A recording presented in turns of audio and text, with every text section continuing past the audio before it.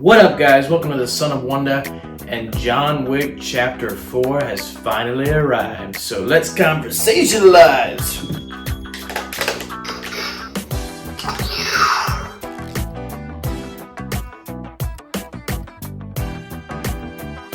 Okay, guys, this movie is by far the best I've seen of the year, and just one of the best action movies of all time.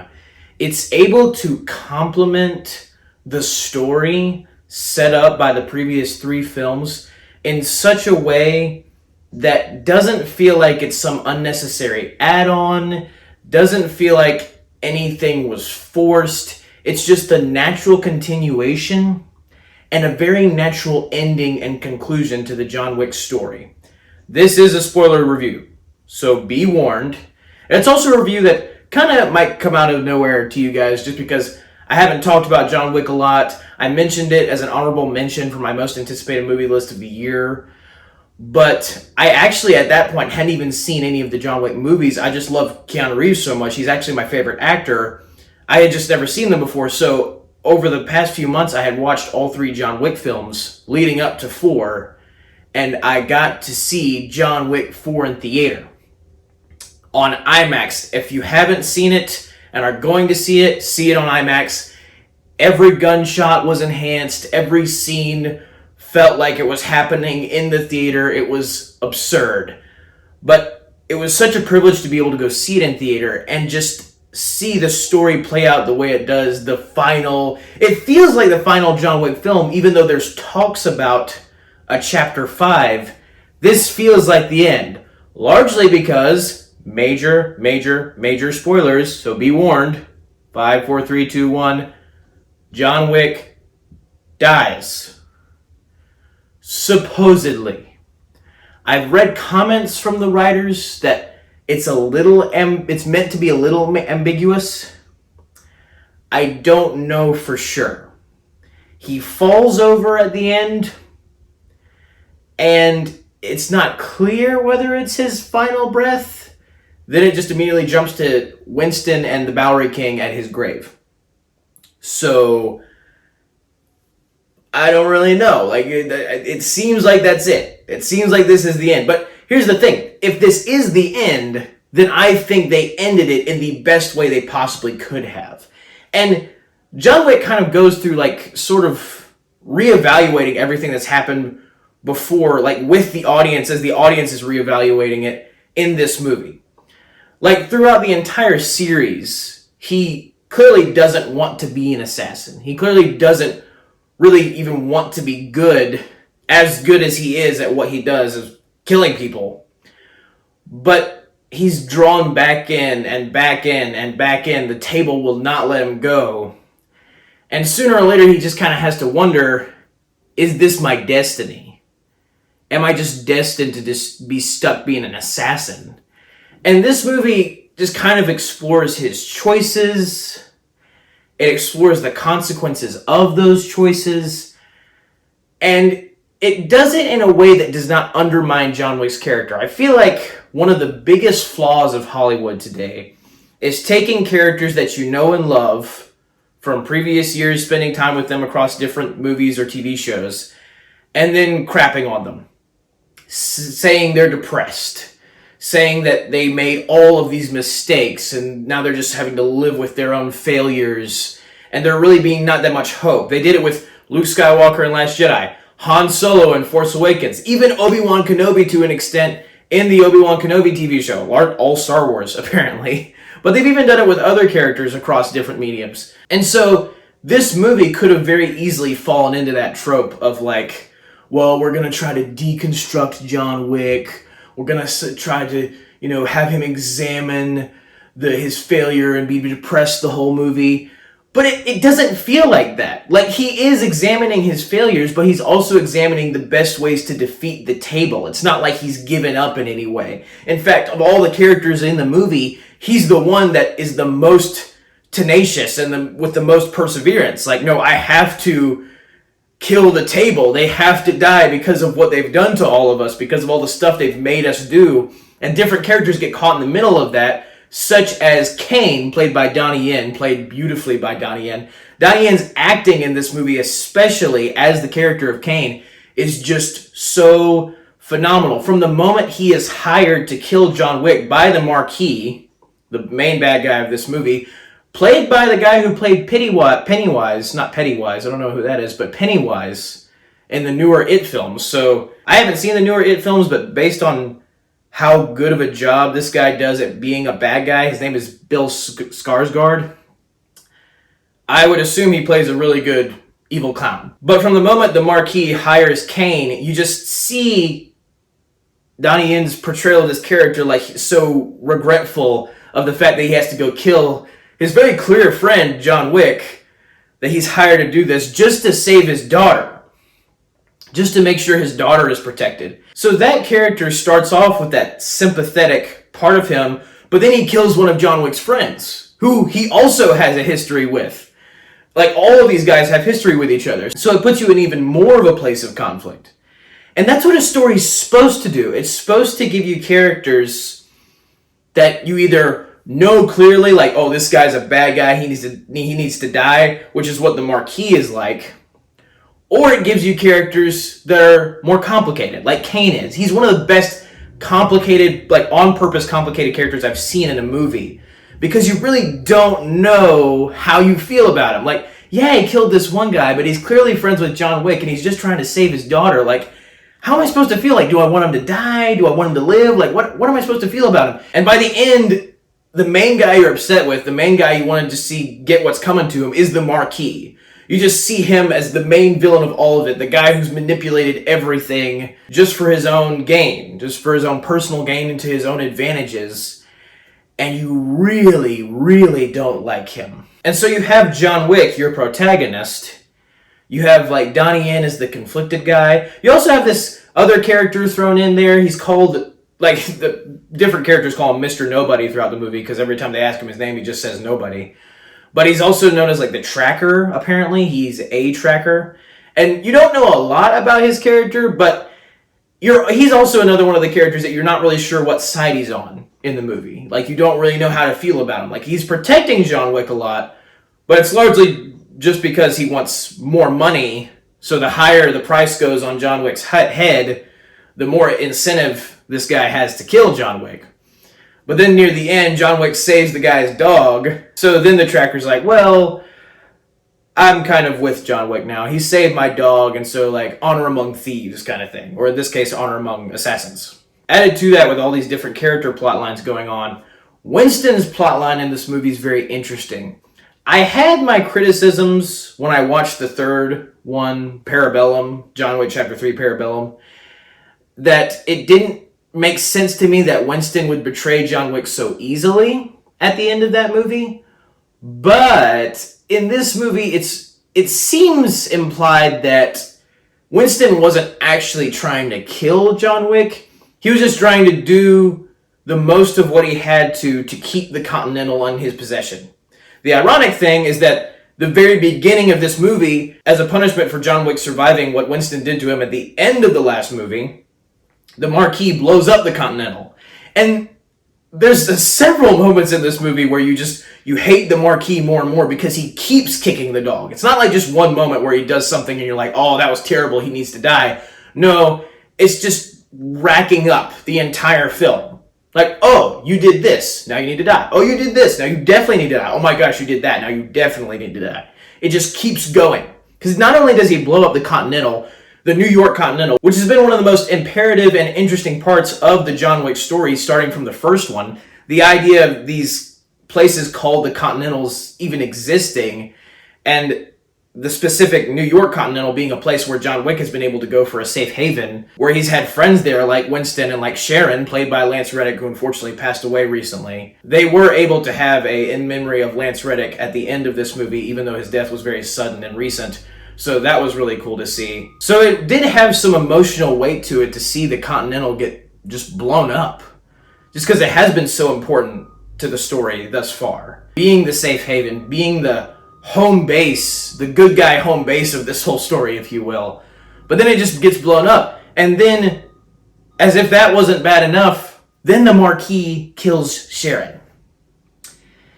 That one hurt, and it honestly did conflict me a little bit because I see what they're doing in this movie, and I get why they did it, but I just didn't know if it was fully necessary. I mean, there was a few other things like that in this movie. Like, I didn't know how fully necessary the character of the tracker was.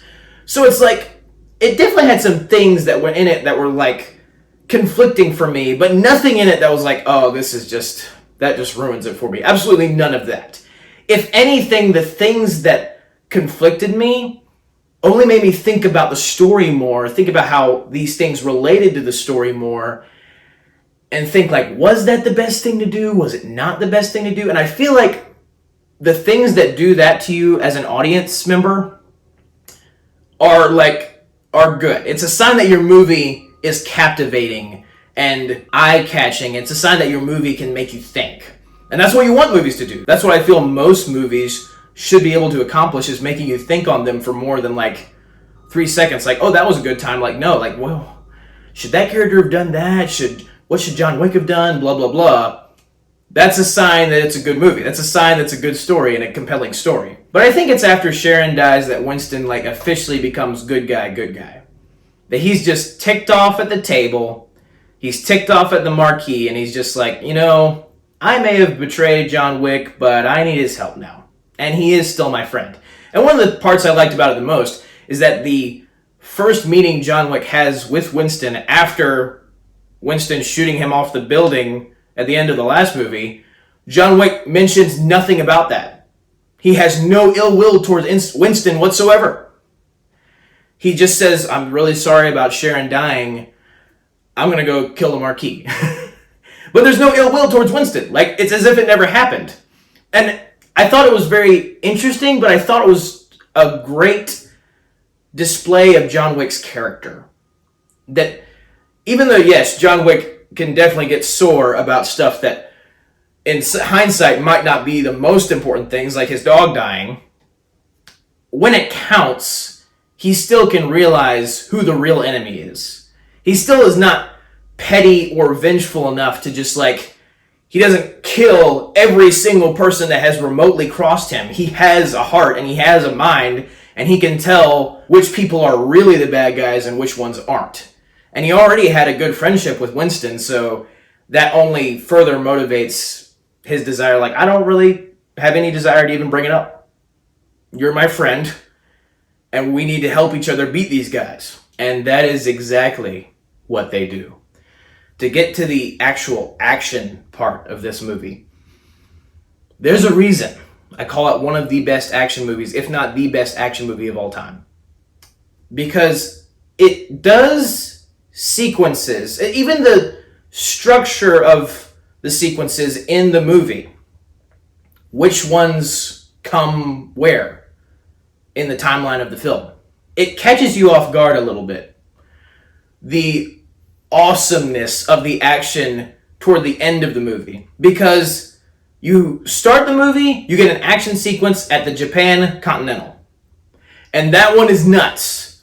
That one is insane. John Wick uses nunchucks. Whoever's idea it was to give John Wick nunchucks gets eternal, infinite points. Because that was just awesome. Just awesome. And then you have Kane in there, which adds more conflict. Great. Then in the middle of the movie, you get this big action sequence with John Wick going to kill this gangster as a way of trying to become a part of the family he was part of previously, just so he can go duel the Marquis. Because that's the way the high table rules work, apparently. The old rules. And so this whole time he's going to kill this gangster, and this gangster's very, he's a good bad guy. Because he's this big fat guy with these gold teeth, quintessential gangster. And at first I was kind of thinking oh, well, he's kind of, typical, and he's probably going to die pretty easily.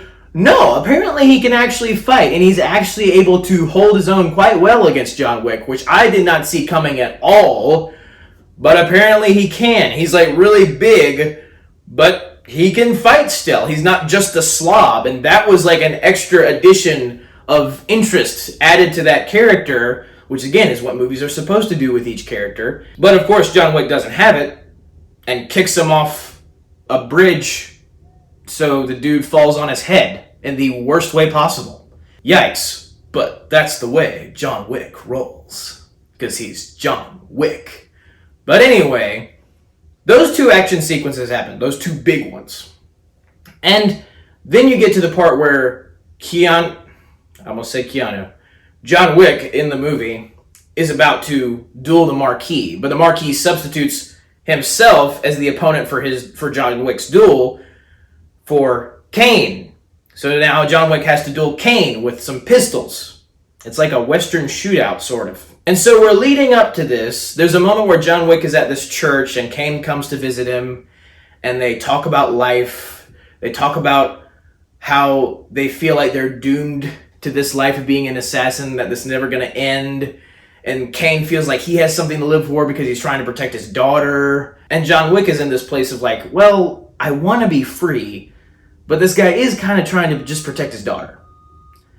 Because if he wins the duel, John Wick gains his freedom from the high table. He doesn't have to work for them anymore. He can live a life as a free man, like he did before with his wife, before the whole dog thing happened. But at the same time, you got this guy over here, Kane, who his daughter's going to die if he doesn't beat John Wick. So again, conflict. You want your protagonist to win, but if your protagonist wins, that means that not only does Kane die, his daughter dies too. So it's like, what are we doing? How are we going to do this? But as I'm watching the movie, I'm thinking, okay, this is leading to the duel, clearly. But that seems like kind of a small-scale event for like the finale of John Wick, or just the standalone movie in general.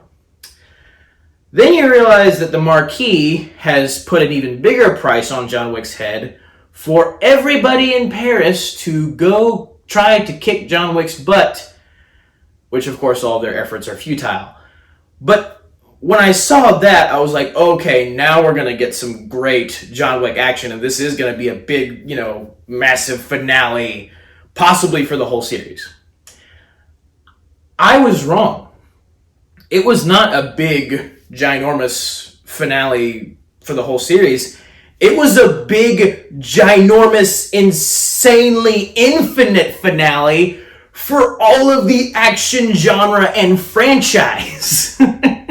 And to that, the action progresses so naturally to where it starts off with a shootout in the street. Then all of a sudden, John Wick is in this roundabout freeway with all of these cars driving in Paris beside him, about to hit him, all around. And he's being chased by the Marquis men. He's being chased by all the other assassins who want to get the money for John Wick's head. Craziness. And I wasn't like even fully realizing what was going on as it was happening, because like he's getting chased, and as the fight scene progresses, I'm like, wait a second, they just put a bunch of insanely gifted assassins in a freeway with a bunch of cars driving alongside the entire time. And I realized, oh my gosh, this is one of the best action set pieces ever that they've just set up so naturally. Like, oh, that's what we're doing. Okay, that's great. Keep doing it. And John Wick is throwing guys into cars as they're driving, and the cars are hitting the guys. John Wick's getting hit by cars. Thank goodness he had a Kevlar suit, because, it's funny, I wore a Superman shirt, just because it was all black and it seemed to go with the theme of John Wick. But John Wick is kind of Superman in this movie, in the fact that he falls like 100 billion times and hits 100 billion things on the way down each time, and gets up. I mean, he's clearly in pain, but he gets up. So it's like that might take some people out of the movie, but it didn't take me out of the movie, because that happens at the end of the last movie. And so when you watch a John Wick movie, you kind of just go in with the assumption that, oh yeah, he's going to survive some pretty crazy things that any other normal human probably would not be able to live through. But there you go. But with the action, back to the action, the car sequence happens. Meanwhile, the tracker guy is also trying to kill the people trying to kill John Wick just so he can kill John Wick for the money. You have that story going on. Kane is also overhearing this. And I forgot to mention, but this whole sequence is like the last 40 minutes of the movie starts out with the Bowery King, played by Lawrence Fishburne, which, to me, I know people love Morpheus, but the Bowery King might be Lawrence Fishburne's best role in any movie he's done. He is just so freaking charismatic. Even the way he begins the movie, like it starts out with a monologue from the Bowery King about John Wick. It's just like possibly the best beginning of the John Wick franchise, probably is. And his character is so charismatic, and you just love to see him on screen. But the Bowery King gives John Wick this gun that can fire like 21 rounds in one magazine. It's called like the Viper. Nuts. So that's how the sequence starts before the freeway stuff and all that. Like the entire final action sequence of the movie. And there's this radio girl clearly dedicated to the broadcasts of the table. At least that's the way it seems. And she puts out the call to all the different assassins. Hey, guess what? John Wick has a bounty on his head now for like 26 million bucks. You interested? And she's got this slick radio voice. And she's talking like throughout the course of the final 40-minute action-packed scenes of the movie. And so you have her voiceover, her awesome voiceover. You have John Wick's awesome action that doesn't end. Like after the freeway scene, he rides a motorcycle to like this house, like mansion that's still being renovated or something. And then you get one of the most insane action sequences, as if the last one wasn't enough. He gets like this incinerator cannon gun. I don't even know what the heck it is, but it's able to shoot these bullets that can catch people on fire. This massive fire spray from this gun, which has consistent ammo that he could just keep putting in more cartridges from the different guys he's already killed, and he does. And the main insane moment of that whole sequence when the guys come into the house and John Wick is roaming around, taking them out one by one, but what feels like all at the same time with this incinerator gun. The camera takes this shot from the ceiling of the house, and it is following John Wick going into different rooms. It kind of looks like a maze the way it's shot, with him going in different rooms and walls blocking these guys from getting to this place, and these guys are right here getting shot by John Wick. It's nuts, but it's a ceiling view of John Wick incinerating a bunch of dudes with this gun, constantly reloading the cartridges, catches a guy completely on fire in a kitchen once. The guy runs around the room because he's screaming because he's on fire, and then John Wick comes through the other door and shoots him again with the incinerator gun. Oh my gosh. And you're on an all-time high at that moment. You're just like, what is going on? That's nuts. Then John saves the dog of the tracker, so now the tracker's fully on his side. Then John jumps out a window, like 5 stories, and like slams into a van and somehow lives. I don't know. Then he gets to this moment where he's starting to walk up these like 200 and something steps of stairs to get to the place where he needs to duel Kane. And then you think, okay, he's probably just going to walk up. The main action sequence is probably ended. No, there's still more guys on each level of the stairs, each landing, and he fights more and more and more. Then he gets kicked by one of the henchmen down the stairs and keeps rolling, and then Kane comes and decides to help him fight the guys and get up the stairs. And then the tracker even helps and kills one of the henchmen, and his dog pees on his face. Which is terrible, but at the same time, it's just awesome and funny. Then John Wick finally gets to the top and is able to duel Kane. And I wasn't sure, like, is he going to live through this? Is he not? I don't know. I don't want him to die whatsoever.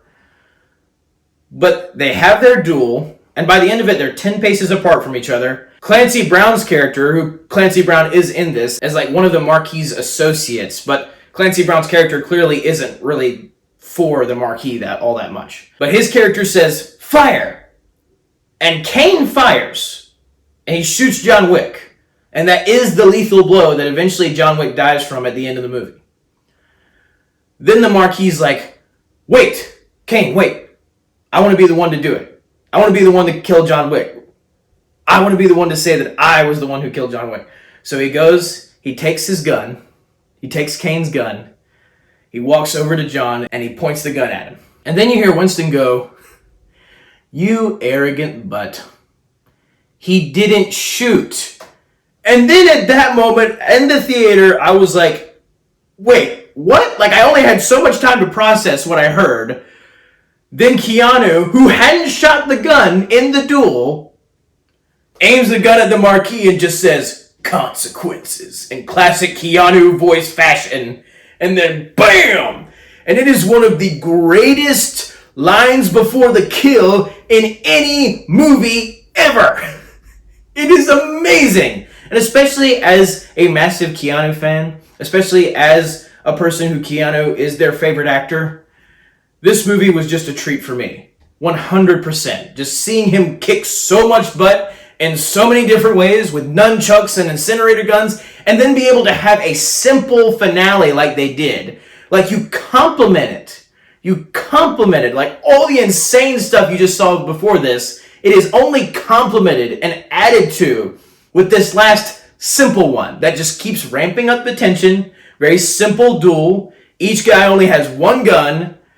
They duel. Keanu gets shot. You think he's down and out because you don't think anybody else has a weapon to give John Wick. And you realize he does still have a weapon with a bullet in it. Bam.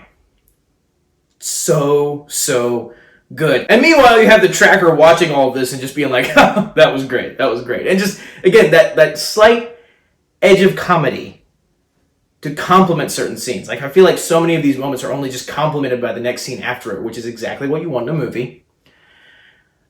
And after the whole ordeal, there's the emotional, like, tug at your heartstrings part of it, where Keanu just slowly gets up after being shot, and he tells Winston, will you take me home?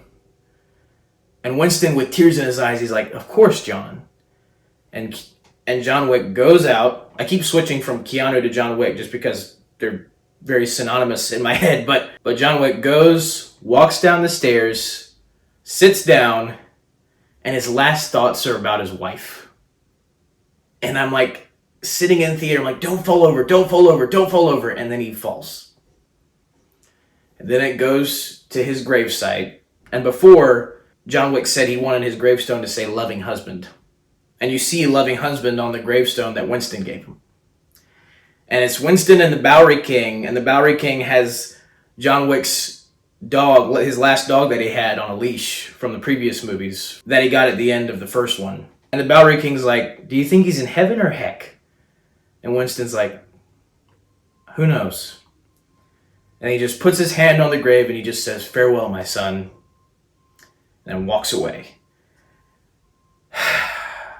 It's just everything about it, especially even after, like, considering Sharon's death.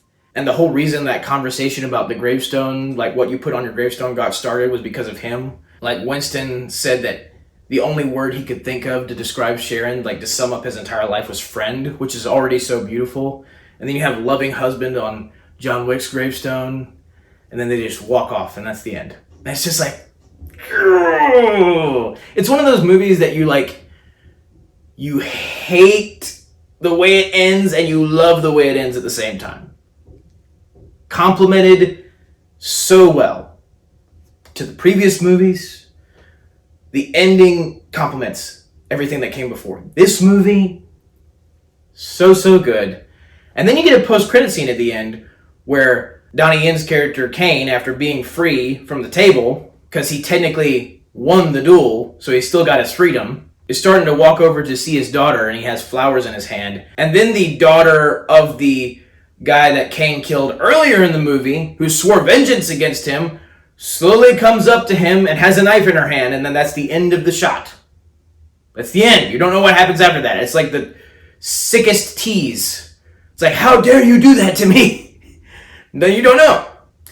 So they also have that little thing at the end there to just be like, wow, seriously? As if all the other stuff wasn't enough. Like, wow.